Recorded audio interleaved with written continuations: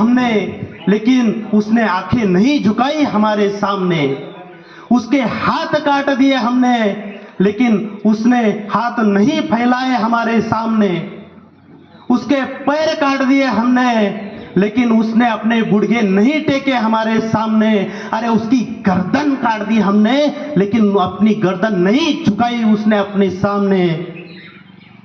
असं छत्रपती शिवराय संभाजी महाराजांचा वाईट मृत्यू त्या ठिकाणी करण्यात आला होता।